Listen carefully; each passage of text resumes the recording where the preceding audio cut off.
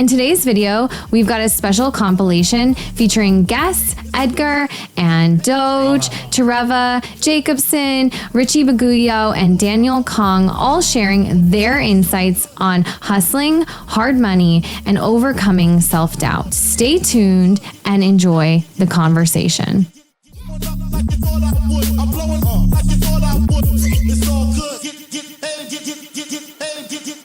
I never bought a house before. I'm renting, right? Right. There's nothing could happen. Yeah. But so I did that, and I started just hustling. Like, where am I going to find the funds? First thing I did was hard money lender. That they teach you, hey, take it to hard money lenders, see how much they would fund you. So I took it to Grand Coast Capital, which is affiliated with Fortune Builders.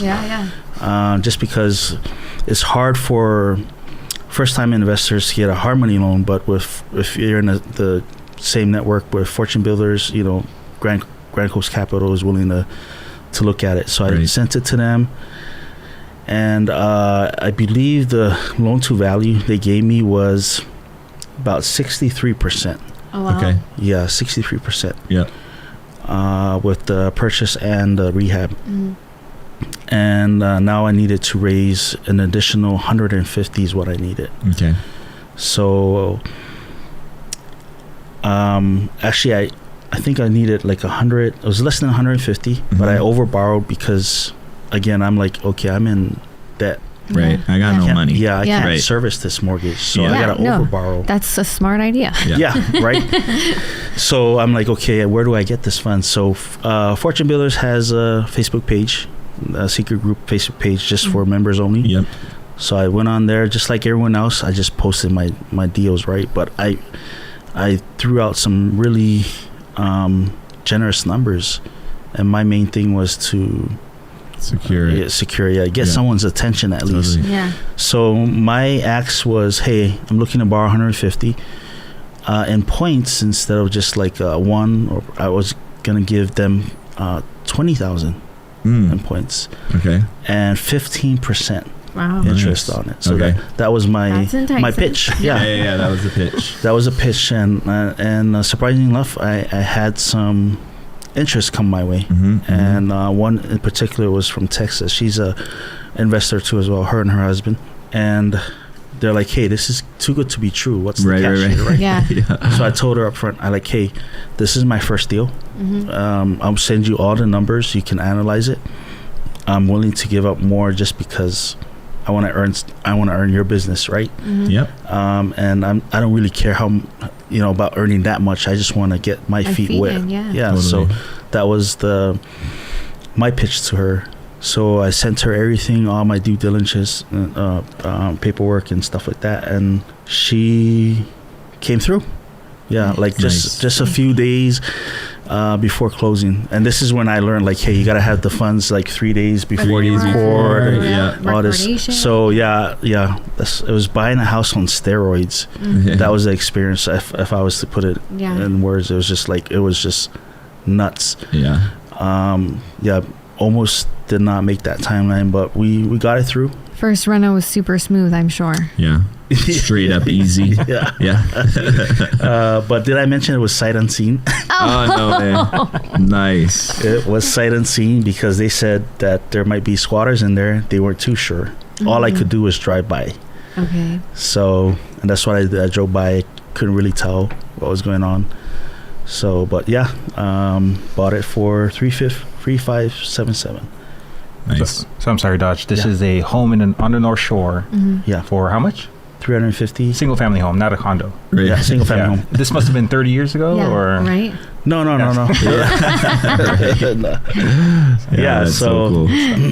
But yeah, that's how I got my first deal. Yeah. Nice. Yeah, I think there's some things to note in there. I love the fact that you understood that you were in your first deal, right? And that you might have to give up some things, right, in order to get that deal secured, the private money secured. I think that's super valuable for newer people to understand that sometimes, right, like there's so much value in just getting the experience and your feet wet. Don't be greedy. Yeah. Right. Yeah.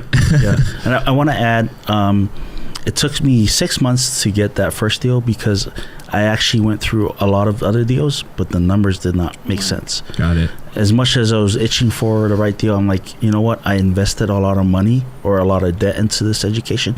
I got to trust the systems, yeah? So I think my folder at the time, I had like more than 30 different addresses, but all of them did not make sense on the numbers. So I just passed on that until this one opened up. I realized that I need to add value to get value back. Right. So that's why I went all out on offering that much. Right. And you stuck to your buy box. I feel like new investors were so antsy to get a deal that you're like, okay, but the numbers don't totally work, but I can bend them a little, right? Maybe I can push the ARV. You know what I maybe mean? my rehab's not going to be that much. And then try and make the numbers work. But that's where you get into a lot of trouble, right? Because you have to stick to your buy box and you have to be conservative with your numbers. And it took you 6 months and a bunch of, I'm sure, other offers. Tons of other offers. We're making offers and for you to land that one, you know, and I think that's totally normal, and that's what people should expect. Sometimes even longer, right? Yeah. You've had a transformation from wholesaling and being like having this like fear, right, and self-doubt to now, girl, you're flying out of state, locking up deals left and right. Yeah. So something I've overcome would be not to compare myself. Honestly, most of these things, their mindset and their personal limits. It's like every limit that I had put against myself, they're like disappear. Yeah, it's crazy. So a lot of that, I mean, from networking, I used to be so scared of networking, whether in person or even virtually, super scared. What else? Just taking action daily. I never believed that I could do it. So that too, like gaining confidence. And I would say like having the faith that it was there, with taking action and getting no results for weeks on, and you're working, like you're grinding 5-6 days a week, 7 days a week sometimes, and just no result. Like the not good conversations on the phone, like all of that over and over, and then here you are, but just having faith. Like you're blind, you don't know where this is going to lead you, but you're doing what everybody else is doing, so something should happen. So that was big. So a lot of it is personal. So biggest triumph, I would say, is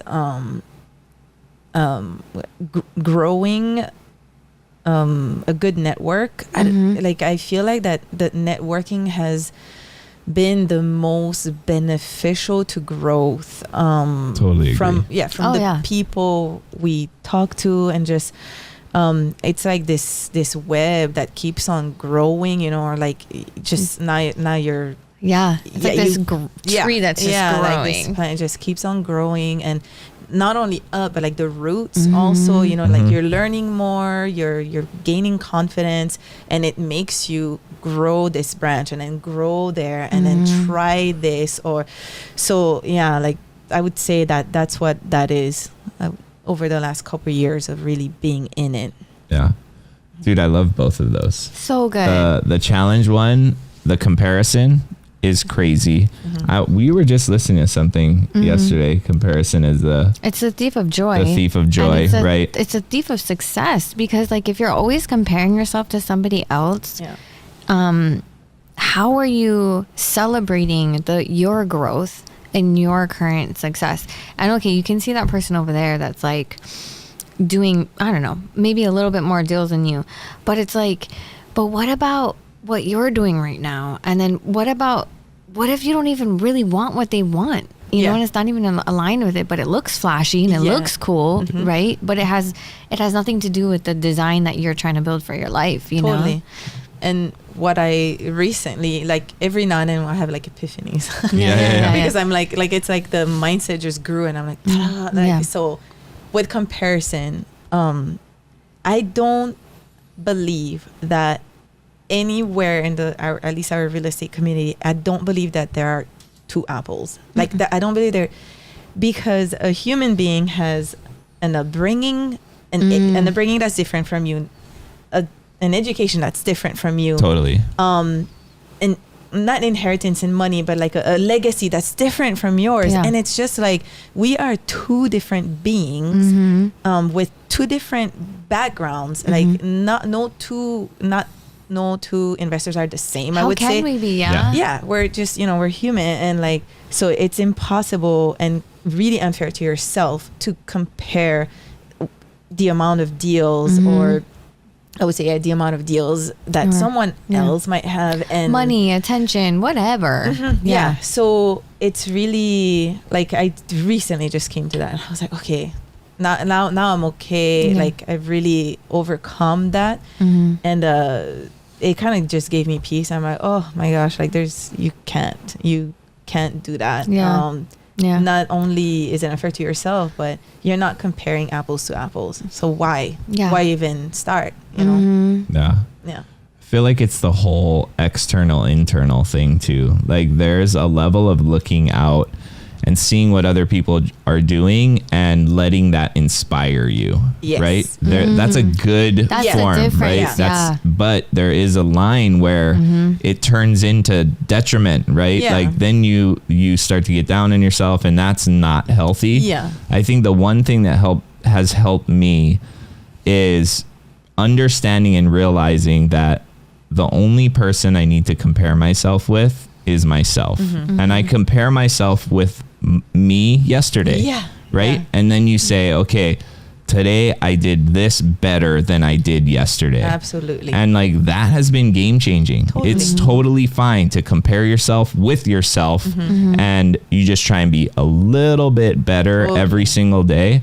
It helps with everything. Oh, that's and monumental. We're big on like affirmations, daily gratitudes and stuff. And I was looking through my journal, and like I can look at a year ago, things are different. Oh, so different. Things That internal dialogue.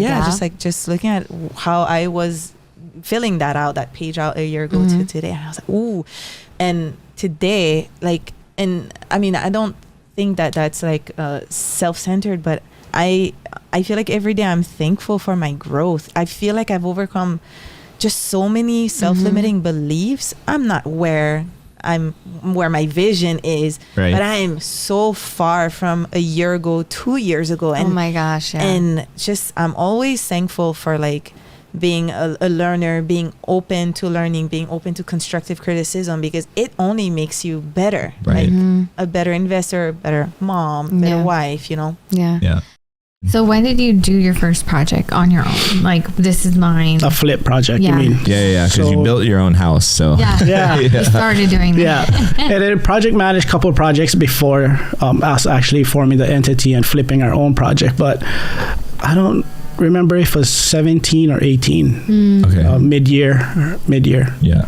June, I think. It took me 5 months to lock the first one up. And that was a cool one too, because we all know Corey, right? Yeah. He was my first call. I was happy as shit that they took my offer. Yeah. A little bit of negotiation, and MLS was really good still back then. Yeah, big time. Yeah. So locked up the first deal, and you're so happy, like, hey, I bought this house for $800,000. Yeah. Then like 2 minutes later, it's like, holy shit, I bought this house for $800,000. Yeah. So I went to Corey, went to check out the property. Said, yeah, you know what, this is a good deal. Yeah. And I needed help. And I said, let's do it. He did task me with some things though. I did bring in a locked-in contract, and he said, yeah, let's do an equity split, right? We can be partners on it if you can bring in the funds. Okay. Gap funding. Yeah. So my gap funding was $190,000. No deal under my belt. Took me 3 days to raise it. No way. Because of 101 Financial. And you know what the cool thing about that is? My lenders on that were all 101 Financial. Amazing. Nice. 2 of them were my students, and 1 was another instructor. That's so insane. awesome. You know what I mean? Insanity. That's so cool. super cool. 3 days. Is that a 3 record days. or no? No, because we did one in 3 hours. No, yeah. You did one with Keone in 3 hours, right? Yeah. Good. That's so good. So good. Yeah. Okay, so walk us through that first project. How? Yeah, was it How was smooth? that? Was it easy? It was Had rough. Struggles. Yeah. It was rough. I thought it could have gone better. Mm-hmm. I think the contractors at that time were giving us some problems. Mm-hmm. And those are things that I didn't know yet. Right. You know, what problems are going to come about, you know, people not showing up. Yeah. You know, maybe you paid them already, but they didn't get to the work yet that we agreed on. Right. So it was rough. It was a long one. Mm-hmm. At least I got my hands in it and was able to have a say. Yeah. And Corey was cool about it too, where he instructed the crew that I'm also one of the owners and could make calls. Right. Yeah, so that was good. Yeah. So that one went long. It actually went long. We eventually did finish it and sell it.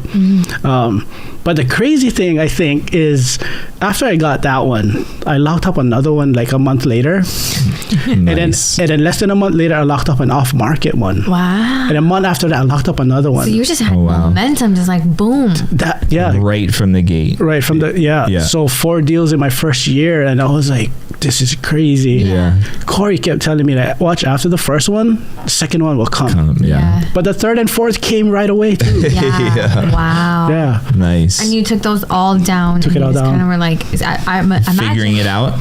I imagine at one point you had a bunch going on at one time. Yeah. How was going from 0 to like all that? 4 at once. Yeah. Right? Yeah. Four at once. Yeah, Four at once. yeah. So that put me to a point where I understood I could do 4 at a time. Yeah. But now we're doing more at a time. Yeah. Right. Yeah. But I like the 4 at a time. Yeah. Trying to find your sweet spot where you're like, okay, this is manageable. I can do this.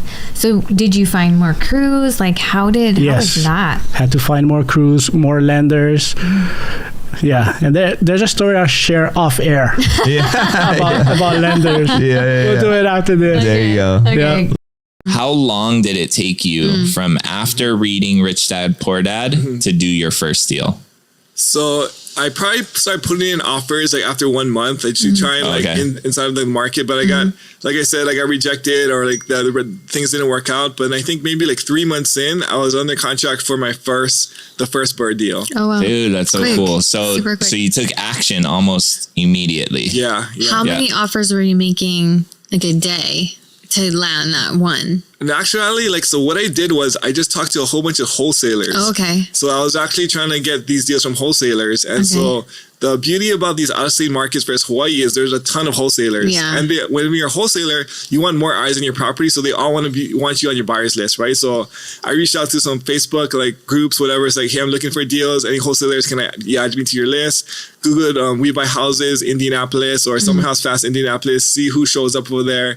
Just try to get on as many lists from wholesalers as possible. And then every day I get like 10 different deals sent to my inbox as far as like potential deals. And my thing was not trying to like find the deals, just trying to find which one I want to buy. Right. Yeah. So, Got Dude, it. that's so cool. So you found the wholesalers, right? So you found your lead source, you found your funding source, you got your first deal, and you knew exactly what you were doing, right? exactly. 100%. No, I actually remember this because like I was in my job at the time, right? And so we were at a client's. We were working for the state and the clients, and then there was like this room where it's kind of like there's no like reception in the thing, right? But I was trying to go back and forth with my wholesaler because I was trying to close on this deal, right? And so I'd have to like in the middle of like me, it's like, oh, sorry guys, I gotta step out. So I had to go into the hallway with my laptop and to try and like talk to the wholesaler, say, okay, like what do we need to do here, etc. And then go back to the room and then like, so it was very like a little bit stressful because I was at my job, right? But trying to do like a little bit of real estate. I'm buying my first deal on the side. And the thing was, it was very scary because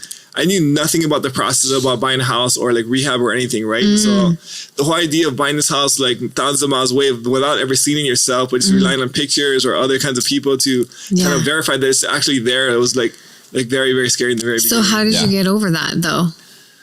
So I think the best way to get over any fear is just more education. Okay. And so like the reaching out to like the other people in the space, talking to them, and then like just talking to people on the phone, you can really kind of get a feel for like referrals, like, hey, who's legit, who's not in the space, and then calling title companies. And I remember when I was buying this house, it was $70,000. Okay. And then so like wiring the $70,000 to this title company, it was very, very scary because you hear like once you wire it to the wrong place, your money's gone, right? Yeah. No take backs. Exactly, right? And so I was like, oh, what if this is like a scam? Like they have a website, but then anybody can put up a website, right? Totally. So like, how do you know? So I had to like like they're contacting me through their email, right? Then I call like separate like emails around or other phones line. Just like I did all this due diligence just to make sure that this title company was like legit before I wired like the funds to them. Yeah. You know? And so Yeah. But that's good. So you're talking about trusting but verifying. You know what I mean? You didn't just take what you got at face value. You said, okay, that's the title company we're using, but let me go do some due diligence.